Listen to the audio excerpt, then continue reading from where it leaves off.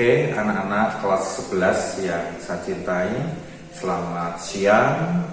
Kiranya kita semua diberi kesehatan dan tetap semangat untuk belajar sejarah yang menyenangkan dan mencerdaskan. Baik, kali ini Pak akan mencoba untuk menyampaikan satu materi penting, yaitu tentang bangsa-bangsa Eropa yang pernah melakukan kolonialisme dan imperialisme di Indonesia. Dengan satu tujuan, pembelajaran kita adalah bagaimana anak-anak mengembangkan konsep berpikir sejarah sehingga anak-anak dapat menganalisis, kemudian mengembangkan kecerdasan berpikir terhadap peristiwa sejarah baik secara global, nasional di Indonesia maupun yang terjadi di lokal, yaitu capaian pembelajaran sejarah nanti di kelas 11 ini. Nah, untuk tujuan pembelajaran kali ini dengan satu tema melalui ceramah bervariasi ini, melalui diskusi dan juga melalui berbagai aktivitas eksplorasi materi, anak-anak nanti dapat mencapai satu tujuan pembelajaran, yaitu menganalisis bagaimana perjalanan bangsa-bangsa Eropa itu sampai ke Indonesia atau sampai ke Nusantara. Nah, siapa bangsa itu? Portugis. Ya, Anda masih ingat itu penjelajahan samudra, kemudian Spanyol, kemudian Belanda dan Inggris, dan tentu yang cukup lama adalah bangsa Belanda. Kemudian disusul penjajahan yang lainnya. Dengan tujuan apa? Memahami ini semua, anak-anak dapat belajar bagaimana nanti perjuangan kita itu tidak ringan atau tidak mudah, tapi betul-betul bangsa kita berjuang untuk membebaskan dari kolonialisme dan imperialisme. Nah, anak-anak tentu tahu ya bagaimana ketika situasi Eropa pada awal abad sekitar 18-19 di Eropa itu terjadi semangat bangsa Eropa itu datang ke wilayah Nusantara atau ke dunia timur. Mengapa demikian?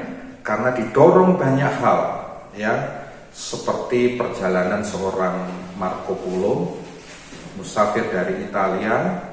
Kemudian ada satu faktor penting yang kemarin sudah saya tayangkan videonya, yaitu jatuhnya kota Konstantinopel sekitar tahun 1543 oleh Turki. Anak-anak kemarin sudah melihat videonya. Dan ini membuka jalur perdagangan bangsa-bangsa Eropa itu ke dunia timur, yang disebut sekarang dengan jalur rempah-rempah. Ya, kita bisa lihat satu peta jalur rempah-rempah ini. Nah, pertanyaannya begini, mengapa rempah-rempah itu penting dan apa saja? Ya, rempah-rempah adalah komoditas tanaman yang sangat laku keras di Eropa, karena di negara mereka tidak ada itu jalur rempah-rempah atau bahan rempah-rempah. Nah, seperti apa itu? Ada cengkeh, ada kopi, ada palawija dan sebagainya, yang tentu tidak ada di Eropa karena iklimnya tidak memungkinkan untuk tumbuh dan berkembang. Nah, anak-anak, berikutnya, dari faktor rempah-rempah itu akhirnya berduyun-duyun orang-orang Eropa itu melakukan perjalanan yang terkenal dengan penjelajahan samudra. Nanti coba dieksplor di internet penjelajahan samudranya. Tapi kali ini yang ingin Pak sampaikan adalah tentang bagaimana Belanda dan Inggris yang sudah sampai di Indonesia ini, dia melakukan aktivitas perdagangan pada awalnya, dan itu menjadi awal mereka menancapkan kuku kolonialisme. Nah, apa itu yang dilakukan? Yang pertama, Belanda ketika datang di Indonesia sekitar 1590, dibawa oleh Cornelis de Houtman, dia mendirikan organisasi yang... Nah, sekarang tugas anak-anak adalah membuat satu analisis mengapa VOC itu didirikan, itu soal yang pertama. Dan apa tujuannya VOC itu didirikan, lantas mengapa kok dibubarkan? Nanti kalian bisa diskusi dan bisa disampaikan, dipresentasikan hasilnya di depan kelas. Penjajahan yang kedua datang adalah Inggris dengan mendirikan East India Company. Mereka sama juga ingin mengeksploitasi kekayaan alam kita. Nah, sekarang pertanyaan kedua, mengapa Inggris mendirikan AIC?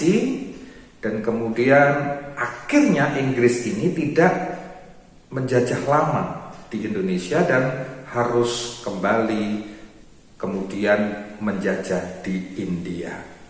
Baik, itu bahan yang perlu kita diskusikan tentang tujuan dan dibubarkannya VOC serta perbandingannya dengan AIC yang didirikan oleh Inggris, ya.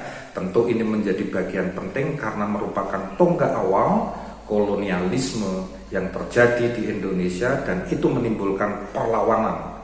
Akan kita tunggu pada video berikutnya. Baik, silakan berdiskusi dan nanti dipresentasikan. Sekian dan terima kasih. Salam merdeka.